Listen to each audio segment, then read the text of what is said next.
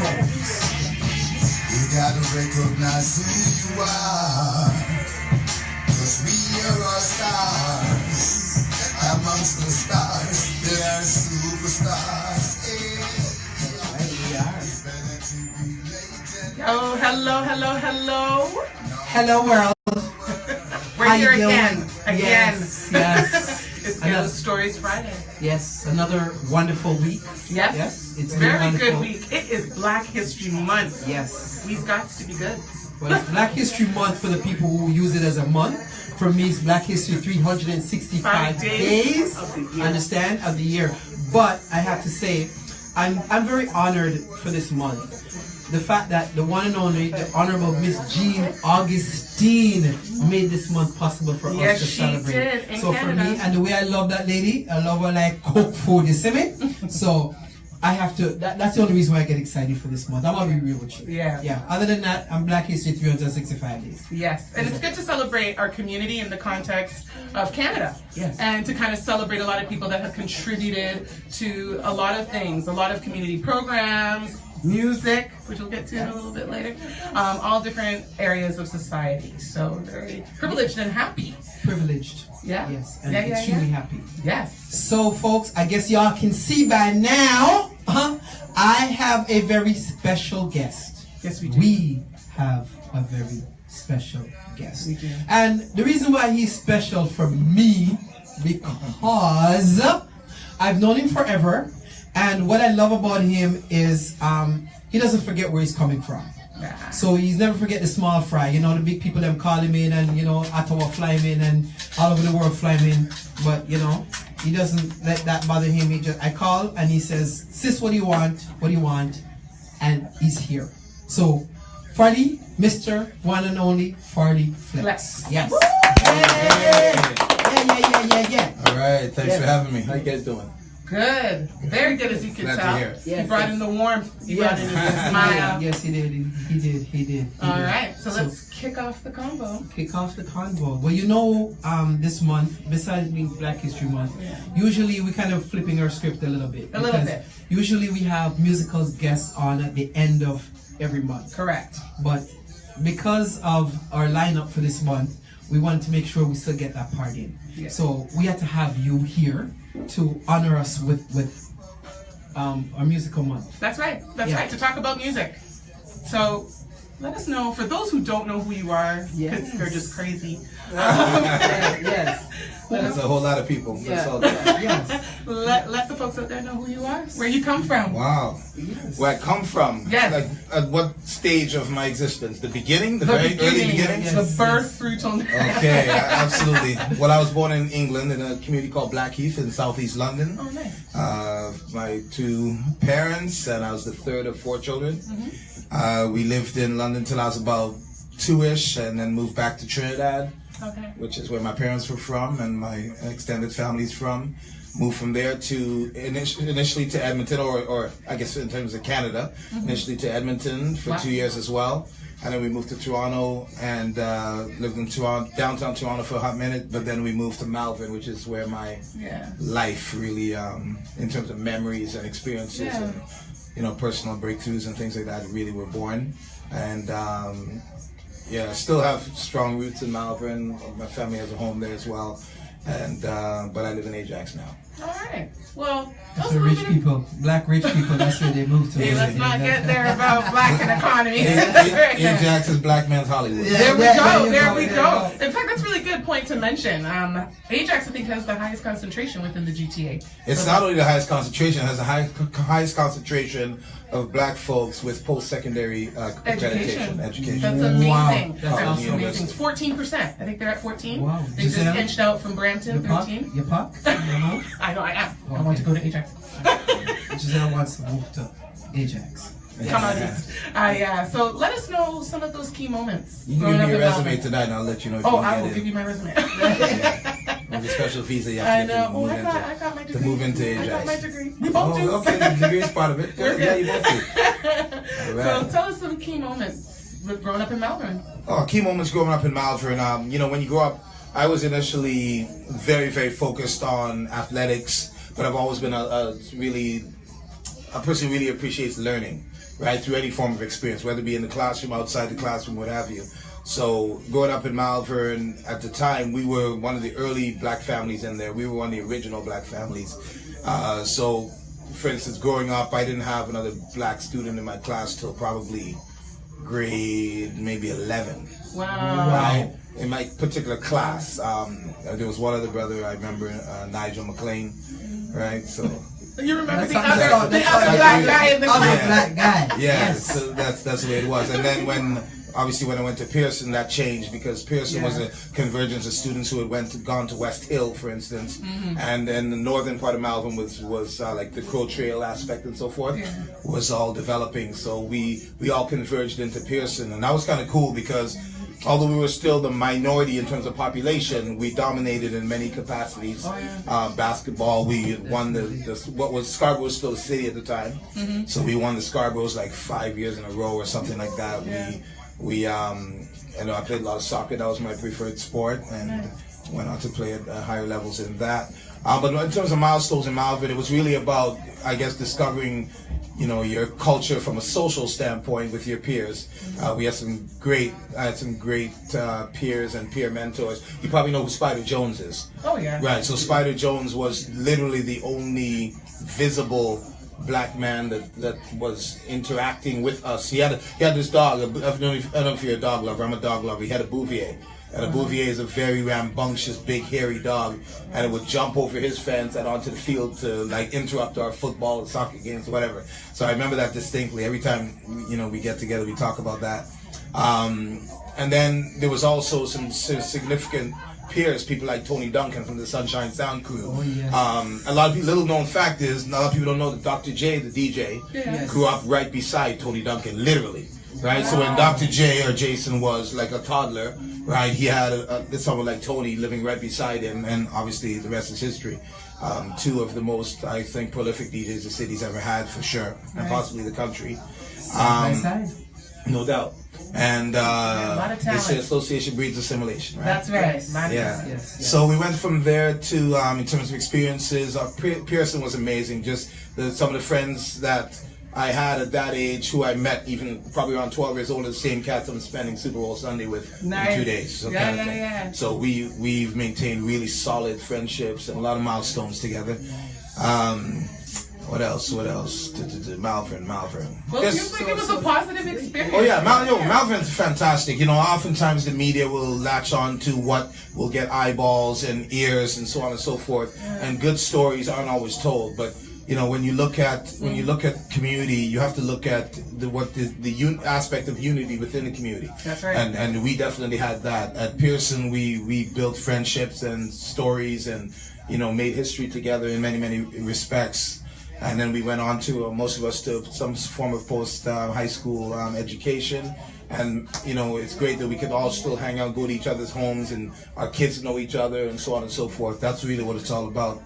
Went on to university, played soccer, got my degree, came back, started managing Maestro, was probably the next step after that of any significance. Managed him for 13 years, from day zero to, I can't remember how many albums we did now, several albums, but as you know, he broke a lot of ground. He was great to work with in terms of his work ethic, in terms of his vision of self. Like he literally very distinct. He had very sophisticated brand of hip hop. Absolutely, and he understood the visual aspect of the game. Probably from he knows that in order to be original, you have to be unique. Right, and the only way to be unique is to be yourself.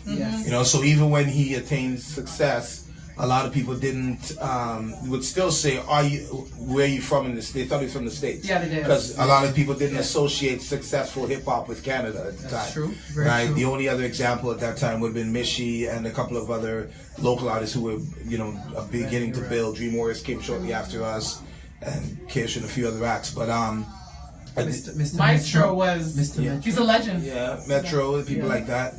We're all on the table. Maestro was, in terms of what's called a seminal hit, a hit that people requested their weddings and on the wedding list and things like that. That's what he represents and represented and still represents. Backbone slide. Let me tell you what I love about Maestro, aka Mr. Wesley. he would come to Chester, and he just walk in Chester like it's nothing. Oh, yeah, And he's very down he to just earth. walked Yeah. around the community, and he would come out and say, and people like, oh my God, you know him? Oh my! And he just remained humble, same way. Doesn't matter where, doesn't matter. That's one thing I love about him. I remember when his video dropped. Yes. On Extendamix. Big We're up talking Mr. long K. time. I was Rap like, City. Rap Rap City. City. I was just, I Electric taped it Circus. on my VHS in high school, Yes. and I just couldn't believe he was Canadian. Like I was just like, what? Yes. I couldn't Yeah. believe Yes. it. Yes. It was, and it's not even to say, you know, it has that kind of two-edged sword to it. Every time we think something is good, we're like, is that Canadian kind of Yeah. thing? It's And almost we like really we're not shouldn't even supposed be to be. saying, Yes. yeah. Yeah, we but it's shouldn't no, be it's saying no that. really, you know, sorry to interrupt, but it's no mystery. You know, we live beside the most incredible marketing machine in the history of the world. So being, having a subconscious that makes you feel like you're second fiddle, if you will, or the little brother, or however you want to describe it, it's not an unexpected thing. It's an understandable thing, is what I'm trying to say. But when you have someone who exudes that kind of confidence, like Wes and I were a good team because we were both very confident individuals, and we really thought we could conquer the world. We knew we could conquer the world, kind of thing. And it wasn't about the actual resulting fact being that we did. It was the fact that we knew we had the capacity to do it, and the drive and determination that it takes to feel that way and to make the strides that we were blessed to make. You know, it was a really good thing. And, you know, I work with young people all the time, with myself, my business partner, Rodney Davis, and that's what we try to instill in them. It's a sense of identity, and specifically now, cultural identity, because we've got a lot of lost young bucks out there. We do. And, yeah, we've got to help them find their what we call the pre-Atlantic slave trade identity. You know, because much of what they know about themselves comes from Why after. are you speaking my language? Right. You know, much of what they know about themselves is associated or attached to, Right. you know, everything that succeeded slavery. But we need to look at what preceded that. And within Canada, we have a huge history here. Absolutely. That goes The back Underground so- Railroad ended here. So, Yeah. Not you know. even that, even Yeah. before that as well, when we Yes. talk about Yes, Maroons, yes. which we'll get to down the line. Absolutely. A lot of different Absolutely. histories going Absolutely. on here Yes, that they yes, need yes. to know. You know?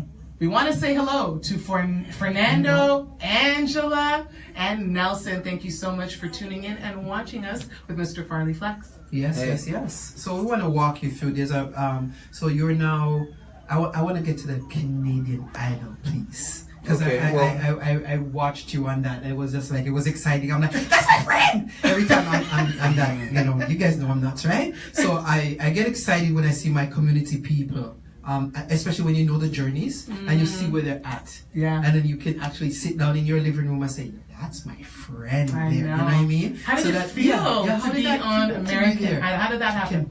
Canadian Canadian Idol. Idol. See, there Canadian goes another Canadian thing. I'm there. sorry. No, I'm just teasing. Well, Canadian Idol, as much as it stands out in people's minds, it was the one step along my journey, and you know, and it came from the work that I was blessed to do with Wes. It came from the work I did with establishing Flow with Denim. It came from not just doing the business, but also wanting to give back in my way in the music community, and all the boards and all of the juries that I sat on to help others get that opportunity. Like when I was on what was called Video Fact and became Much Fact, you know, there were very little artists of African descent getting video grants, right? Or being awarded video grants. Just like when we were on Flow, you know, we introduced 87 new voices to radio that had never been heard before on radio within our first year. Wow. Nice. And those are people who were still working ardently at their crafts and trying to make it in the business, so to speak. And for us to have a platform that could allow them to enhance that reality Right. was really cool. So all those things, when you accumulate them and I call it stick-to-itiveness, you stick to what you want to do. Then when Canadian Idol, the producers were looking around the industry, I believe they had about 75 individuals they were looking at to end up with 3 or 4 judges. So we ended up with 4 on our show.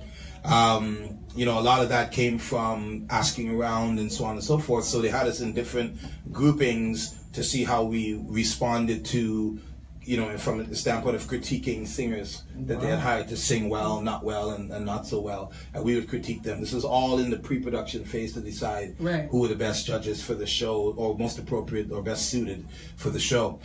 So yeah, it was an amazing journey. That's definitely a highlight in my life without question. But I've got a lot of highlights.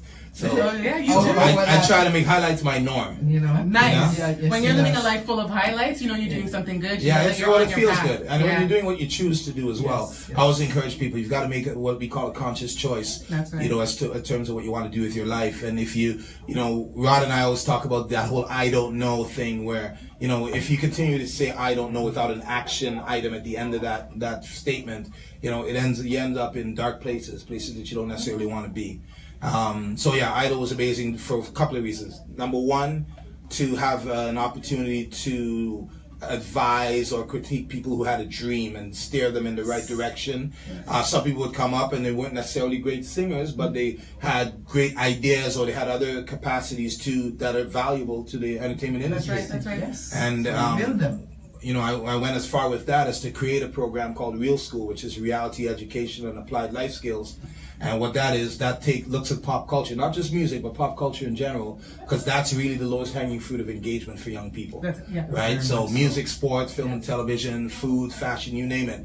And everybody knows the icons of those industries. Right. So they know who LeBron is or Steph Curry. They know who Sidney Crosby is. They Right. know who Beyonce or Nicki Minaj or Cardi B is. They know all of those iconic names, but they don't know the infrastructure that keeps those iconic That's names right. in iconic status. Very true. Right. Very Right, true. so it's very important that we introduce, especially our kids in the black community, to all the roles that they can play Of course. in that The infrastructure. business side, the And you can marketing love music. side. You can love music just as much as Cardi B and be her accountant. That's right. right. You know what I'm saying? Like Yes, it's yes, not. It's yes. not about. A well-paid accountant will. Yeah, and even not so well paid. You're gonna get gratification if you're working in an industry that you have an interest in, the personality traits for, and the skill set that complements those previous two things. And then that's really your identity and your professional And identity. that's it. We And call it's to it. have that determination as well. Oh, yeah. Because Well, a lot that's of all part times, of it. It's all part of it. because sometimes we look at the end goal. When I went to Ryerson, I went to radio and television arts.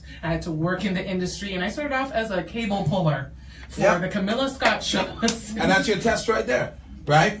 Ground up. There are Ground things up. you have to do to get to your journey. You're not gonna, when you're a kid and you want to go to Disney World, right? Right. The road to Disney World doesn't have Ferris wheels and rides and all that stuff. There's a drive to get there. There's turns, there's stoplights, there's speed bumps, Yes. all sorts of stuff. And then you get to your destination and you can go buck wild on the rides. But you can't expect that to be right as you pull out of your driveway. That's You it. know what I'm saying? That's right. That's right. That's right. So yeah, so that for me that was a great joy, interacting with thousands and thousands of Canadians from right across the country.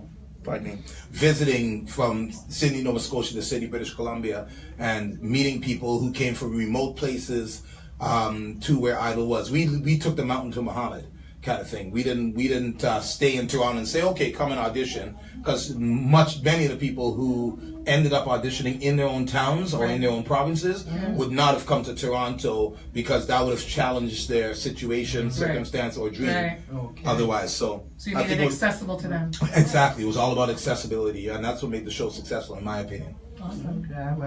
It excited me to sit there and watch. Like, I know. Everything, it just excited me, and I wanted it to go on. Why did they stop?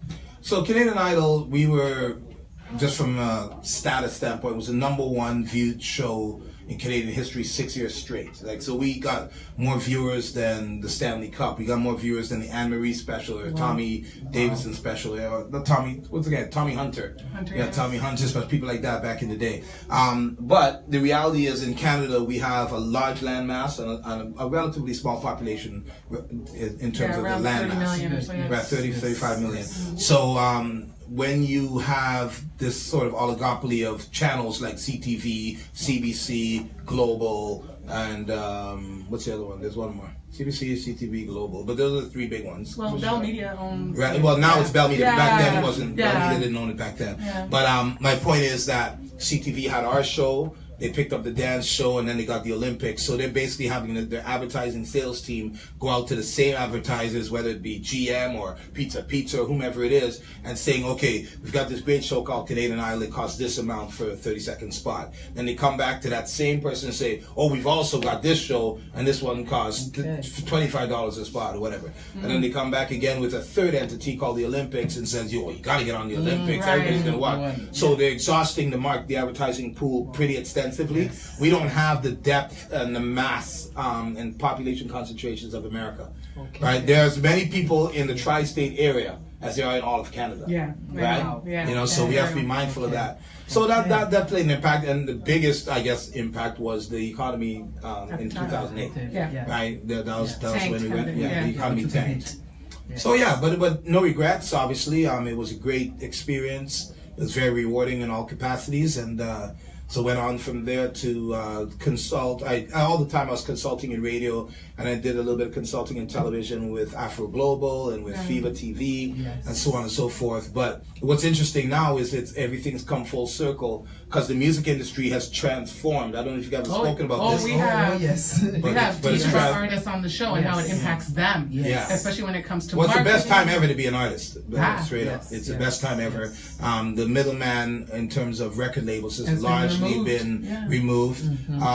It is a greater playing field, unfortunately, from a competitive standpoint, because platforms like YouTube, who have taglines like "broadcast yourself," right, make it everybody and their brother can put something up on YouTube, and so and hip hop is.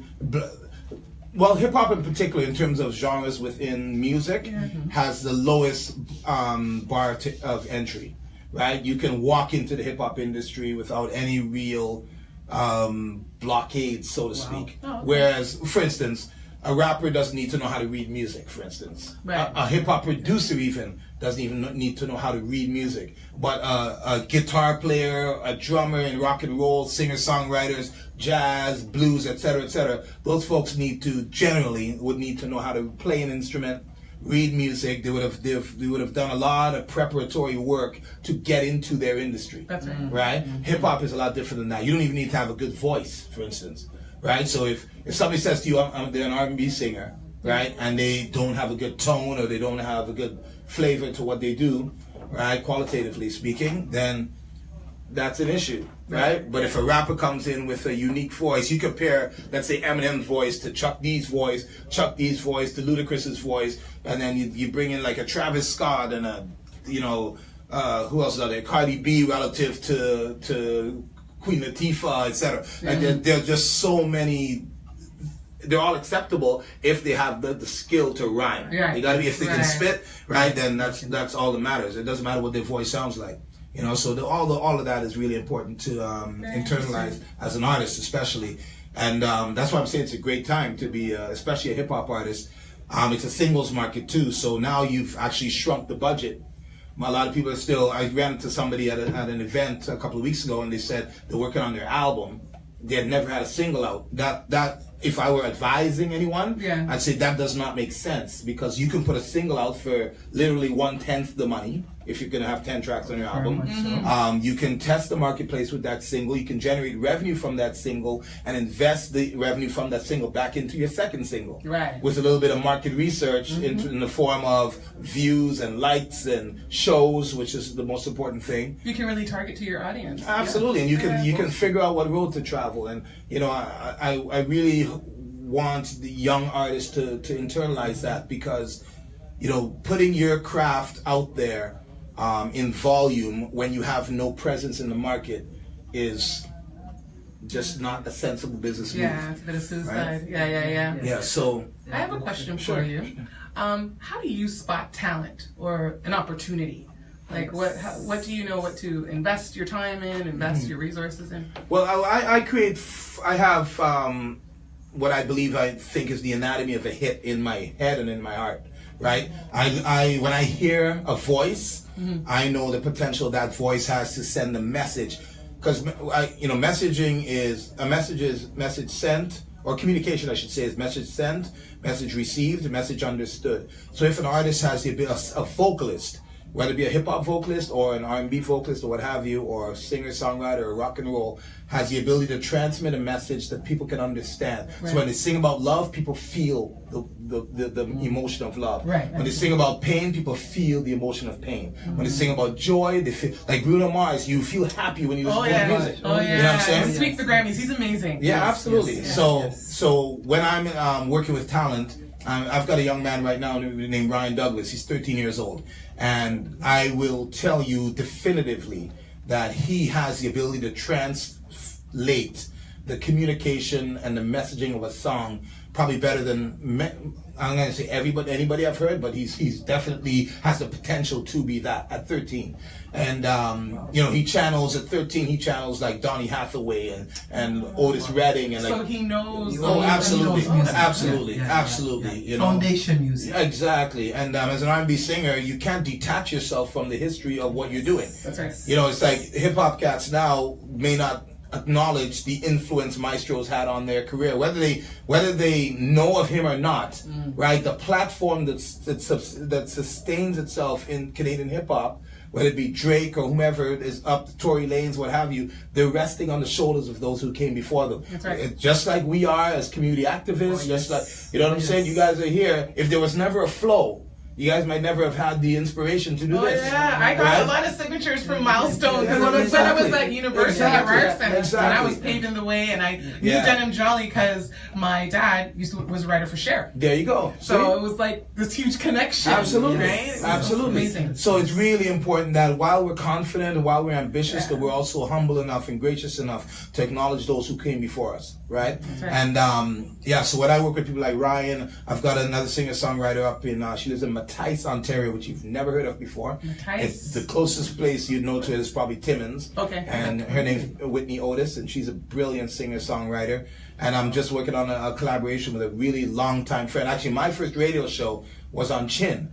And on Chin, I went to Chin picnics. Yeah. well, there you go. That's where But if you guys were probably too young to remember I'm glad you're to remember the overnight ballad show. Oh my God! Right? I am too young. Yeah. We single-handedly increased Toronto's population on that show, just so you guys know. Yes, Right, because the songs we played, it was you like remember it that? was like No. Yeah. It was like our version of After Dark. Yeah, basically, yeah. WLK Yeah. style. The music we With played WLK consummated the style. city, trust me. Wow. Yes. Wow. So anyway, one of my partners on that show was a gentleman named Rodney Davis, who has gone on to be a very successful business person. He's a former CEO of Cable and Wireless in Jamaica, or in the Caribbean, I should say. He's done tremendous work as a business person, but he's also very talented and was a DJ as well. And he's got 2 children, Stephanie and Stevie, that are fantastic artists. And we're now collaborating to bring our talent elements together in terms of Ryan and everybody that I've mentioned. And so it's really an exciting time to be in the music business. It's an exciting time for young people, as I said, because they can be a little more autonomous. There's a lot of analytical evidence that they have to have in terms of views and likes and all those things. Yes. But you know, there are ways to build that. But it all starts with quality. It does. It It also- does. And it transcends through the screen if you're watching on your phone, all that kind of stuff. Another question I have is, I know that a lot of people are begging to get online to do their stuff, whether it's music or any type of venture that they're doing. But does that detract from hitting the road, from performing, doing shows? Great question. Great question. Here's the reality. While you can make money on the internet based on mass amounts of views, it's not a whole lot of money. But what I love about live music, because that's what I focus on. That's why when I work with artists, generally the artists I work with are really prolific on stage. That's sort of my personal mandate. I wouldn't work with anyone who was not a good performer. Okay. So if you think about the evolution of music, the music industry, from going back to the radio days to 45s to vinyl to 8-track to cassette to CD to whatever it is, the one constant has always been the live show. Yeah. It's the only thing technology has not impacted. People still, even now when they won't pay for music, or they pay a lot less for music, at the end of the day, that music still inspires them to go and see that artist. Of course, live. So anybody who detaches themselves from that reality, they gotta practice their craft still. Absolutely. They gotta perform in the mirror. They gotta get out there, do shows, venues, things like that. Yeah. Not going in the studio and have the studio mix them. No, I know. And there are a lot of studio and then when superstars. they go on the stage, That's what can't sing. No. That annoys me, by the way. That's very annoying. I know. Yeah, studio superstars. I mean, you'll always get anomalies who will make money being that. Oh, yes. But at the end of the day, when it comes time to play a festival, and you're like the first act on on Friday at 6 p.m. and the headline is not on until 11 p.m. You got to hold your own at 6 p.m. for the promoter to say, I'll bring you back next year and you'll get a better time slot. Yes. Right? But if you can't hold it down for the 12 people that showed up at that time and entertain them like they're in a massive stadium, Yes. right? Then people are going to question your integrity, question your ability to perform. So I always encourage. I remember we had a show with Wes, and the promoter wasn't too diligent in terms of the promotions, and the numbers were a little lower than anticipated. And I remember going back into the dressing room and telling Wes the number of people that were out there, which was a small number, and his response was, but each of them paid the same ticket price as if the place was full. So he came out and he ripped it for 2 hours, right? And those people got way more than their money's worth. Yes. Right? But that's the mindset of an artist. Of an artist, exactly. Yeah. Relentless. You gotta be Somebody that relentless. respects their craft. That's right. And believe And in the people what who they support do. them. And, Yeah, you gotta be relentless. Yes. You know, so what I've done is I've taken all of those wonderful entertainment-related experiences, but I've always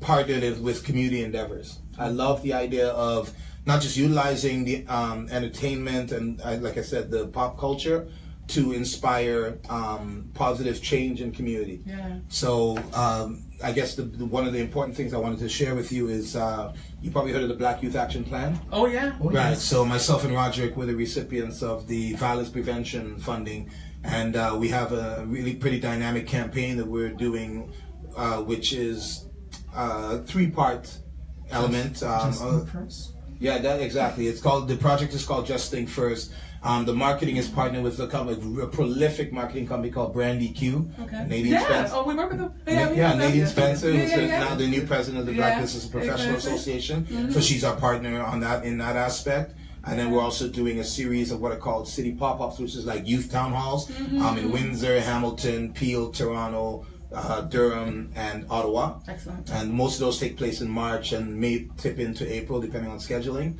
And what's the structure? What's the goal? What's the structure? The goal and structure of that is it's solutions based from a youth perspective, and people who work with youth are going to partner and come up with solutions as ways to mitigate violence. Okay. You know, and we do it from a cultural identity perspective. You know, a lot of, like I said, if you look at the trauma that the transatlantic slave trade has caused, you can correlate that to many behaviors that exist in our community. Correct. And it's not, as Rod always said, it's not a blame game. It's an explain game, right? Okay. So when we look at that, we look at resolving or impacting the issue positively from a cultural identity lens. Like Black Panther, classic example. If Black Panther features, just looking at the trailer, you can see that those are uninterrupted, undisrupted Black people. So slavery was just an interruption, and more severely, a disruption in our legacy. Yes. So if we can tell our young people and inspire them about their legacy with, had there not been slavery, that's still inside of you. You just got to find it. That's the healing process. That's right. Right? So, you look at, when I see, as soon as I saw the Black Panther graphics and I saw the trailer, I said, these people are no one disrupted their legacy. Right? Although it is fiction, but they're, if you look at the Nigerians and how they're performing globally, right? They're largely an undisrupted people. Right? They're when you go to the Ivy League schools, right? In terms of the overall Black populations, Nigerians and Ghanaians represent 50% of that population. Yeah, they do. Wow. Right? When you look at industry and the mass proliferation of Black people in higher industry, Nigerians, Ghanaians, people who have not been interrupted. Right? And unfortunately, us who are in the Caribbean and North America and South America, we were disrupted. That's right. So we're still trying to find a way back. And, it's 450, 500 years. That's how far we are behind if we haven't healed. I consider myself to have largely healed. Not completely, but I've largely healed. And I attribute much of what I do to the way I feel when I wake up on Monday morning, right? Every week and every day of the week, I feel healed and I'm ready to go fight. You know what I'm saying? So I don't feel a sense of staying in bed or looking for a substance to relieve me of pressures and et cetera, et cetera, et cetera. What I look for is what is the next thing I'm going to be able to do, And as much as I've had the great opportunity to be part of many firsts, right? All of it comes from my drive for my cultural identity and the legacy I know my ancestors left for me, right? Slavery or no slavery, I have a right? question Well for you. said. I have a question for you. So, you grew up in certain areas and communities. What is the real difference, and I use that word difference, between the youths now and youths when you were growing? You know what? I don't know that there's a great difference. I think there are greater aspects of influence. Okay. So, for instance, I tell people this all the time. My children grew up listening to the same hip hop as every other kid listened to, for instance. Mm-hmm. But the family structure that they were part of built a resilience around them. So, I was telling a friend today, that one of my closest friends, that, when my kids were acting up, and if it got too extreme, I would say, call your grandmother and tell her what you're doing right now. Simple. It was like so easy to defer that moment and say, okay, you just said this to your sister, call your grandmother and tell her what you just told your sister. Right? Or if they had some little tiff or whatever, I would say, okay, now you guys gotta hug each other for 5 minutes. Straight good. Okay. Right? So, that was just my form of, if you want to call it discipline, I guess. So I think essentially the difference is, if we have youth moving through our community who are not resilient, and resilience comes from tremendous amounts of love. Yes, it does. Tremendous amounts of compassion, tremendous amounts of understanding, tremendous amounts of proper protection, tremendous amount of interaction from parent to child to parent, etc., etc. That builds a wall. It builds a beautiful wall around you, and it's not a heavy wall. You can still move and shift and go through the world with great agility, but you have this sense of, like, my daughter suffered a concussion a couple of years ago. And this summer she went to India, because she's resilient. She's my hero. You know what I'm saying? She came through with a concussion that set her back 2 years out of university, right? Wow. Her younger sister has passed her in timeline, right, in terms of university and all that stuff. And her younger brother has caught up to her, right? But she's still resilient. She's creative. So that's the love. That's because she had love around her. And support. Right? And letting her know. Love's a big word. Yeah. So all those things are various forms of love and definitions of love. So, but a child who doesn't have that now, when they hear a track that says, if a cat steps to me, then they're going to implement that behavior, right? Yes. If they listen, because remember, they listen through repetition, just like we did. Mm-hmm. We knew Mary had a little lamb, and we heard it over and over and over and over. It's the same thing with a Travis Scott song, right? So but the content, right, is going to be absorbed differently based on the child listening. Right. So the hardest core kids that we see out in our communities probably have the least resilience.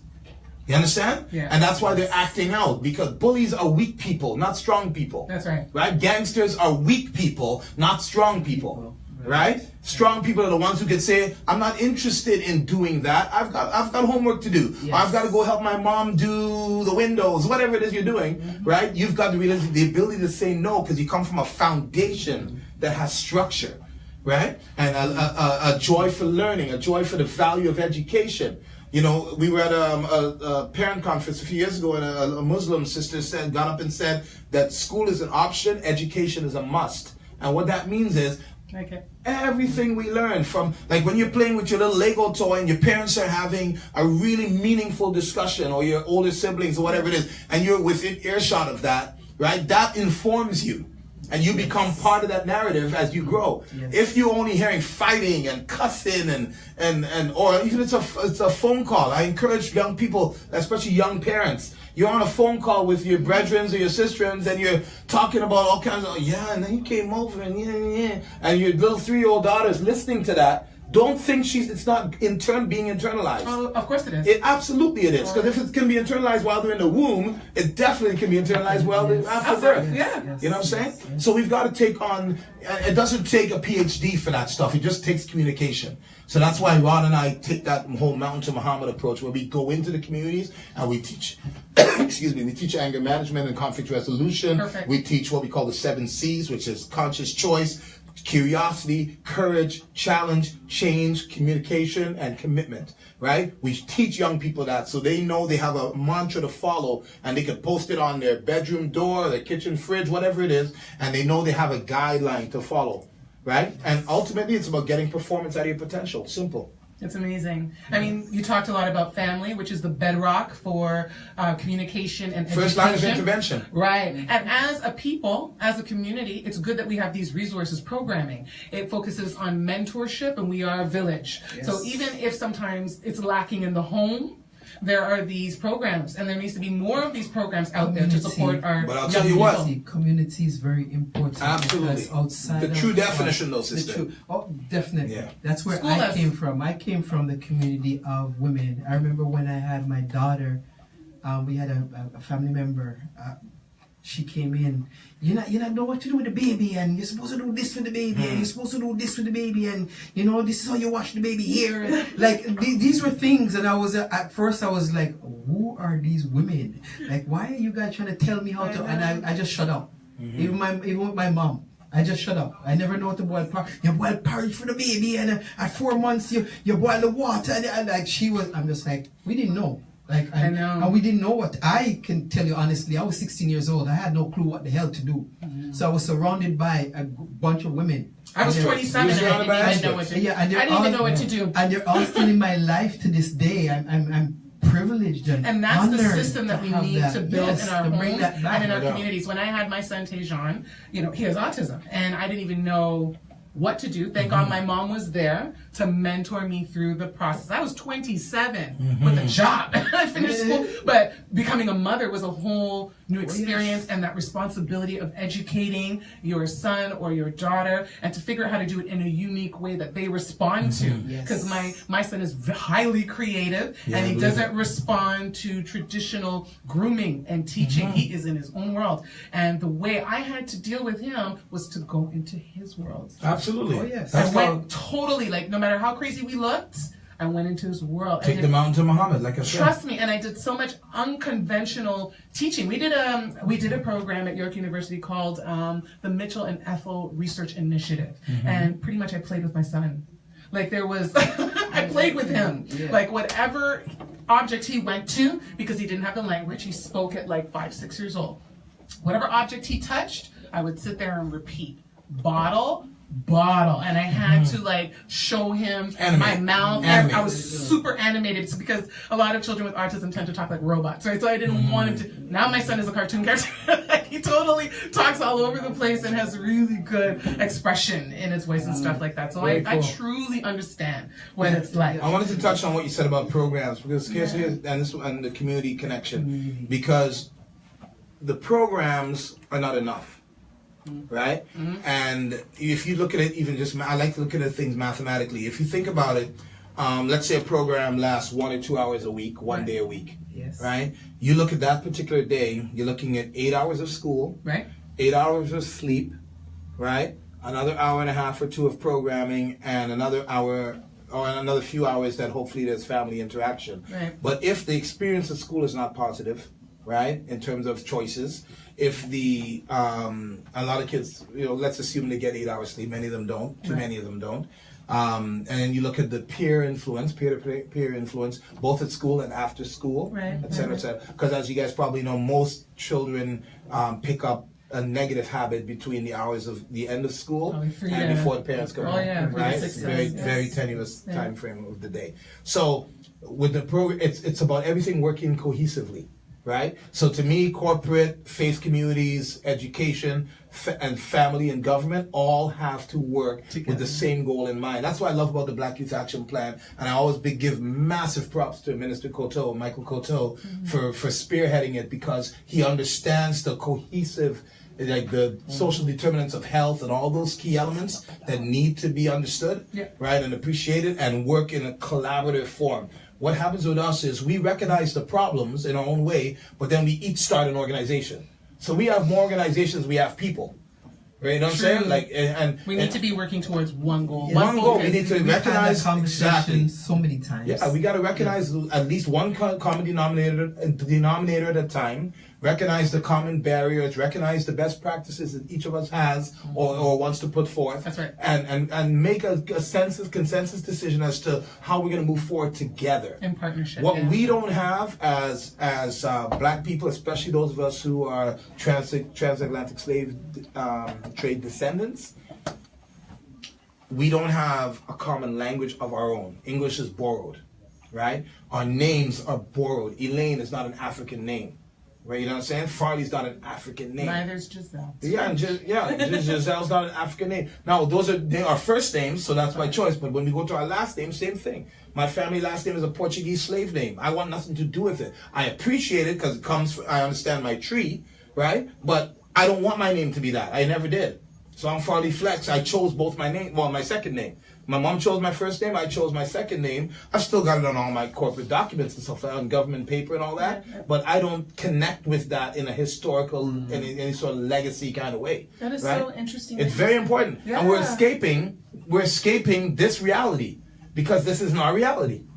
You understand what I'm saying? That's why our names are so, you look at our names. Oh, I know. Right? I So know. guess what? I don't know if you guys ever been on First Nations reserves, right? But I spent a lot of time working with First Nations people. I just got back from Edmonton, actually, on the Red Eye last night. And you'll find when you go into those communities, the kids are named Shaniqua, Tamika, Jarrell, Tyrell, names that sound like they belong to us, right? But again, they're escaping the reality of having their true reality and identity taken away. Same thing. Residential schools, you take the kids away from the parents, you rename them, you reculturalize them, you refaith them, etc., etc., etc., and they come back, they're virtual zombies relative to who they should truly be. This is why it's so important to hold on to our history, to Absolutely. our legacy, and the arts is a very good way to hold on to history. When you put it to song, when you put some creativity around it, it can pass through. That's how the Underground Railroad worked in many different systems. It flowed through music, it flowed through storytelling. I believe in the griots. I believe in passing things along through a tradition. Yeah. But it's been broken, right? The link has been broken in so many different aspects so many links along the chain. We have to look at how to heal that, and that's when we're going to start to see progress. I don't know if you guys know who Martin Sensheimer, I think it is. He was one of the actors in. Did you see Magnificent Seven with Denzel? No. Okay, so he's also on the second season of Westworld. Okay. Right? So anyway, he's native. He's from BC, and he was speaking at the same conference I was speaking at on the weekend, and he was talking about how he rediscovered his Aboriginal identity from after having grown up on a reservation, and how that he has redefined even his eating habits to back again pre-colonization. You see what I'm saying? Same story. We have so much in common with our Aboriginal brothers and sisters, right? The trauma, we just exhibit the trauma differently. Yes. I was marching with them down in December, and it was amazing just the struggle that they have, and just learning all about that. We definitely do have a lot in common as dark peoples. There was a time in history when we were all called Negroes. Anyone who was dark was called Negro. You know what I mean? So we all, and I believe, or considered not human. Yes. Worse yet. Considered not human. So it's for all of us, young and old, to revisit history, to really understand the part that we have to play, and to create these traditions, whether it's something creative. I find that young people respond to the creative element. They want a vehicle by which to speak their story that links back to the past. Well, you look at social media, for instance. I do some segments, workshops on what's called digital citizenship, and we talk about the fact that millennials, for instance, they're a hybrid of text and imagery. That's right? But Generation Z is like largely imagery and some text, like filters and things like that, right? But at the end of the day, you have to communicate to youth in the style that they communicate to each other in, or else you're talking a different language. Yeah. Right. We already speak a different language. Yeah. And if you're speaking a different language, then there's a communication gap. If there's a communication gap, there's a lack of understanding. Obviously, lack of understanding, enhanced disrespect, etc., etc., etc., and disconnection. Right, means you have a mass amount of young people guiding themselves through adulthood, right, and puberty and all the key aspects of life that need to be supported by parenting and love and compassion. So. Well, I know you talked about a lot of things, but I'm going to ask the question, what's next? Like, I know you already have stuff that's happening, and you mentioned you know what? I was remiss. I didn't tell you about the third aspect of the Black Youth Action Plan. Yeah. We're actually releasing a comic book, and it's going to be a digital comic book, and it's going to very creatively address the cultural identity issue. I've got a great team of people. Roderick and I have a great team of people. Nadine's involved, obviously. One of my closest friends, Mark Taylor, is a technologist, so he's helping on that end. His son Paris has drawn for Marvel previously on one of the Spider-Man versions of Spider-Man. We've got a gentleman named Ken Lashley, who's a Barbadian Canadian, lives in Burlington, who's involved. Ken drew Black Panther. He's doing the new X-Men. He draws from DC and Marvel. Nice. He's one of the most, could be the greatest comic book artist in the world right now. We've got some other artists. It's a collaborative project, so we have other artists. A gentleman named Tashawn is going to be doing some of the work with us. We've got a 12-year-old girl I'm looking at who's going to actually know Selena Chavez is, right? Her daughter is a prolific artist. This is amazing. So the whole idea behind it is when young people read and get engaged in a style that they're accustomed to, they're going to get these tidbits of connectivity, right, to the characters, right, and to some of these subtext that will be available. They can explore certain They themes. can explore more deeply based on their own personal interests. So that's sort of what's ongoing. But definitely I want to take that to the nth degree in terms of film and TV and all that wonderful stuff, or online, certainly, maybe not TV. That's the new world here. Exactly. Thing on their mother is online. You know, community development. That's a massive passion of mine. I wanna. You know, it's interesting when you think about the work you do and how you feel about it. That tells you all the answers you need to know. Like in the direction and the path that you need to take. Absolutely. Or that you should be on. Definitely. Or if you're in the right place, you know what I'm saying? So like, so, you know, with the artists I work with, that's always an ongoing process. I know Ryan is going to be when I say a star, not just about the fame, but the quality of his work, right, will make him a star. Are you still managing? That's what I'm saying. Those artists I mentioned, I manage all of them. Excellent. Yeah, definitely. Management is part of who I am. You know what I'm saying? Well, you're a part of Canadian history. You're part of Black community history. So we're here with a legend. To be very honest, 50 years from now, 100 years from now, they're gonna be talking about you. They are, and it's not a thing to Well, you know what though? It's interesting. I appreciate that first and foremost. So I'll say thank you honestly for that. But it's a greater legacy if people are talking about Ryan. If they're talking about Whitney, if they're talking about the people Rod, that you've influenced, right? If they're talking about my children, if they're talking about Nadine, etc., people that I've worked with, just like Flo, you know, like Flo is history, right? I was part of it. Bam, Canadian Isles is history. It's record-breaking history. I was part of that. You know, West obviously is history. I was part of that. So that's the thing. That to me is the testament, and based on the role I play, it's really about not me being known. It's those that I worked with being known. I remember the Urban Music Awards? Yeah. Right? So I was up for, this is while I was still on Idol, I was up for Urban Entertainer of the Year or something, right? And in that category were Mark Strong and Gemini, both of whom I hired at Flow, right? And the reporter said to me, this is before the award was announced, he said, "Oh, Farley, this is no problem. He's got the mic in my face. Oh, you're on Canadian Idol. It's a huge show. It's national." I said, hold on a second. What's the better testament to my achievement if I win the award, if two people that I gave an opportunity or helped to give an opportunity win the award? And that was case closed. It didn't matter. You know what I'm saying? It was far more gratifying for me to have Mark and Gem win than for me to win myself. And that's the important thing. Now, the way I move through in my style of confidence, right? And I encourage young people to be confident.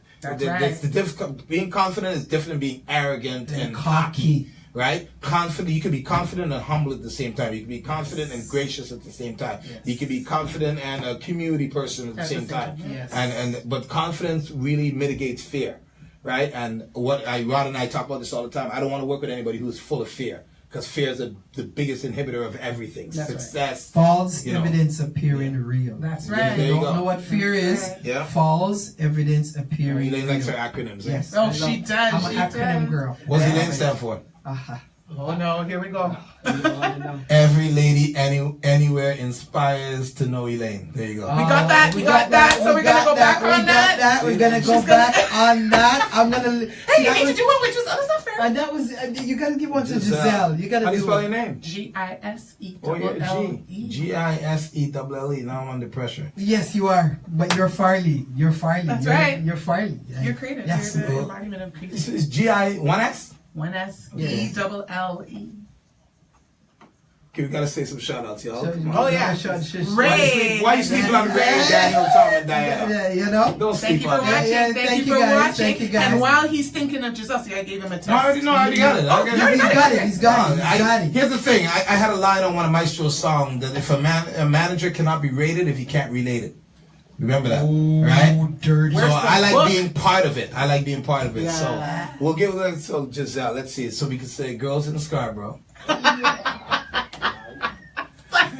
Endeavor to look like An empress. an empress. There you go. See, you helped. Yes. You helped. Good for you.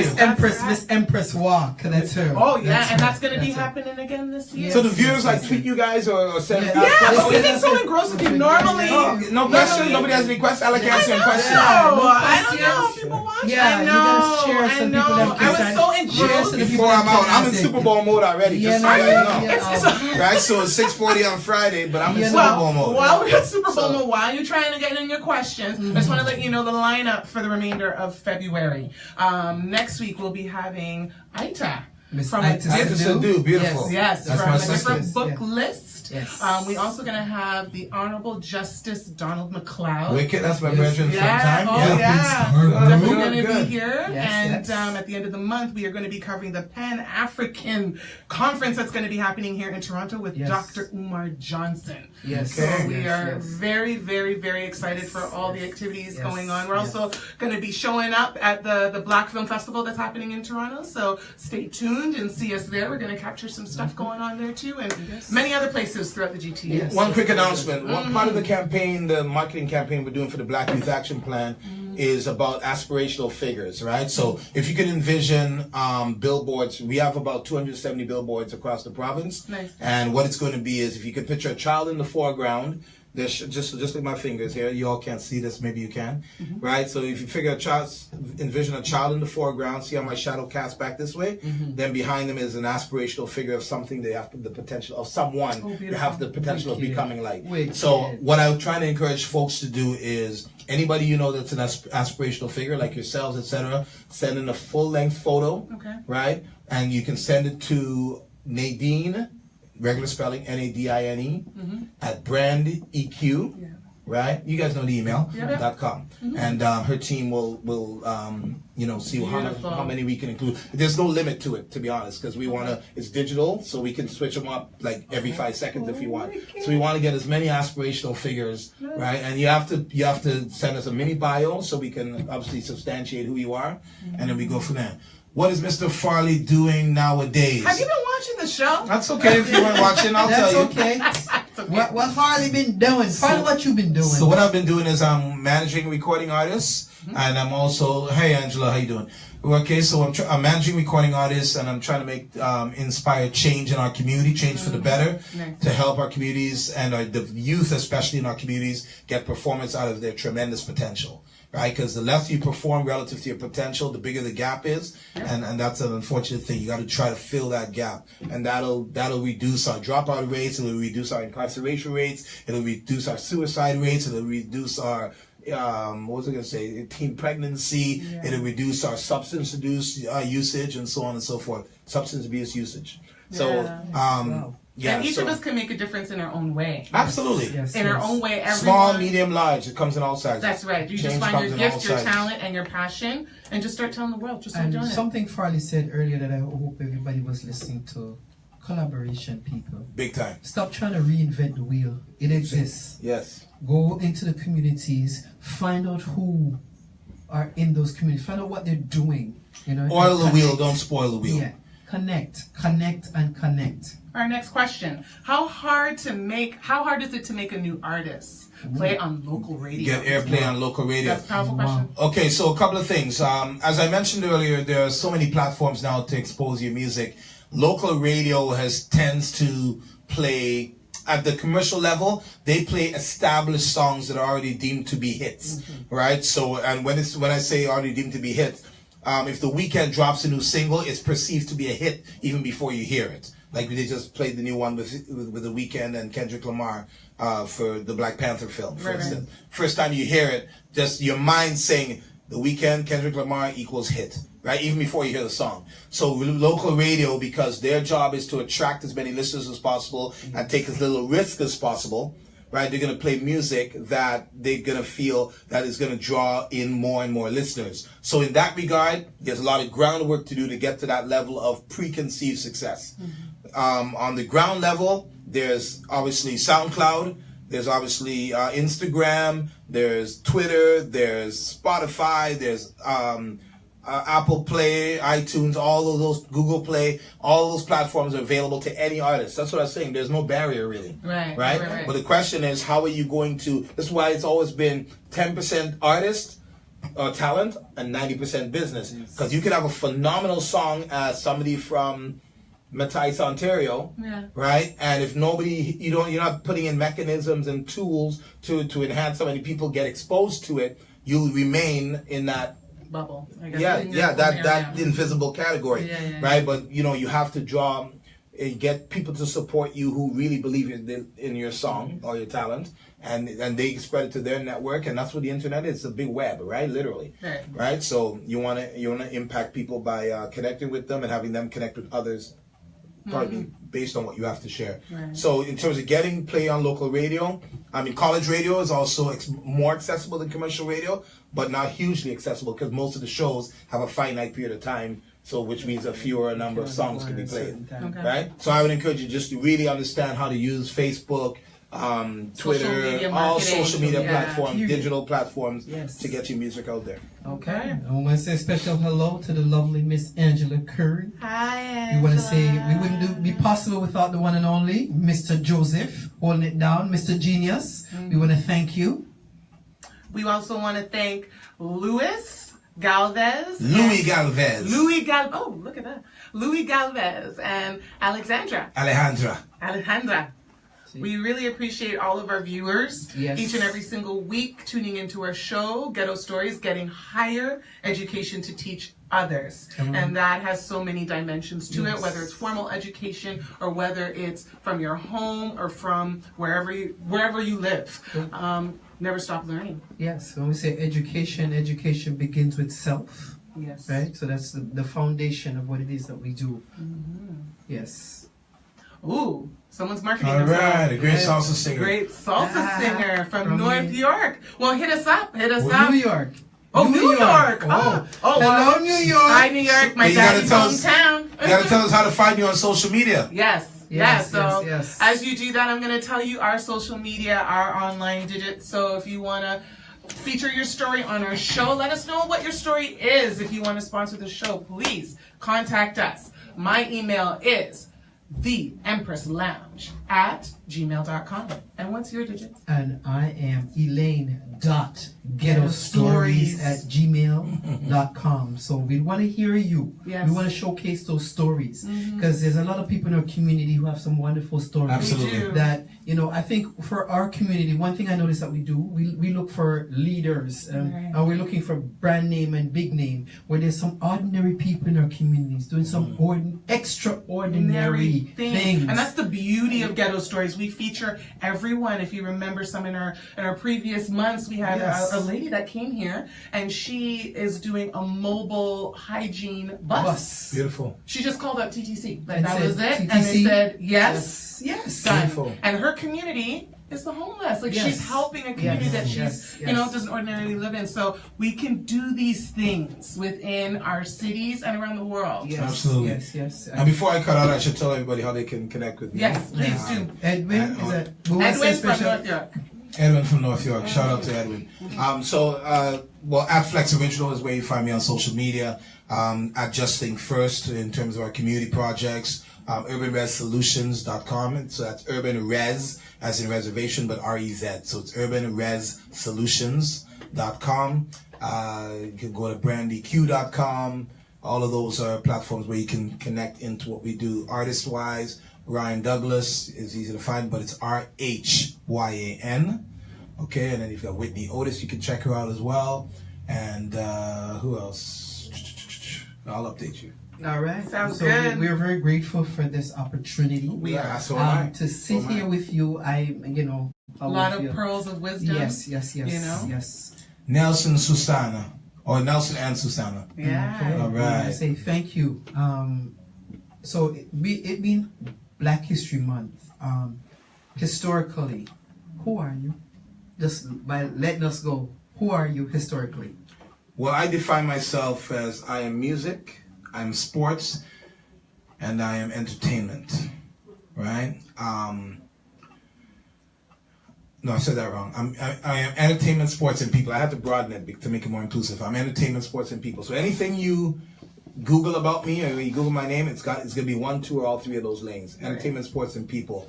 But more deeply, I am what I consider a transatlantic slavery survivor, right? I've removed it from my DNA, and I've moved backwards so that I could move forwards. Nice. Right? Because that's just a simple disruption. You know, it's like you're speaking, someone interrupts you, you stop and let them talk, and then you continue your thought. Right? We got to continue our thought as if the disruption never happened. I love it. All the way. And who are Kevin you? Flores. Who am I? Who are you, Miss Empress Walk? When I say I- historically, give Historically? me foundation. I can give you one word. Yes. I am a griot. There The you go. griots were the storytellers. I appreciate the stories. This is why I'm at Guetto Stories, and I'll use any vehicle to do that. Through the arts. I love the arts, music, acting, dancing. I'm a griot. I love that. And you, young lady? Me, I'm community. There you go. That you Google search, you'll find me. Community. Beautiful. Straight. I don't know nothing else. In the sense of how I became the person who I am is because of the love I received from community, and I'm giving that back. And here, Guetto Stories, Yes. we're building and giving that back. We're We're building. building, connecting. We're a platform for you to speak. Yes. We are interested in your stories, and we're interested in other people hearing and being inspired by By- other people's stories. Yes, because that's how that's how you build. It is, and that's how we're connected. And courage. You get courage from other people's stories, so Exactly. therefore you're able to go out in the community and just be a better person. Be a better That's how I person. see it. Yes. Yeah, you know what? We only have one responsibility as human beings, is to leave the world or be a contributor to leaving the world a better place than we found We it. found it. Simple Yes. as Yes. that. Very Right? And the other thing I want to mention that I always mention is that the greatest evil is not what we as humans do, it's those who stand by and watch it being done. That's Albert Einstein, for anybody who wants to look it up. Love the Right? pearls of, So- of wisdom coming out of So you. when you stand by, and I'll say to the young people, I'm not sure what your demographic is, age-wise. We're That's working probably- on that. We don't Yeah. know. Our But- demographic is everyone. But there you We go. have young Everyone people on our listens. So whether it's Yes, yeah. yes. So whether it's bullying or abuse or racism, if you stand by and you watch it being done, consider yourself as guilty as those that are actually doing it. I'll tell you that's a fact. Wow. All right. Very good. All Wow. right.